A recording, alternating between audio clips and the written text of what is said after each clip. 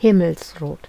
Ganz Falken heb ich erlebt, ob Morgen- oder Abendrot, dat Opa ganz gebannt an Himmel keek, mit den Spruch: Kiek an, wat is de Himmel so rot?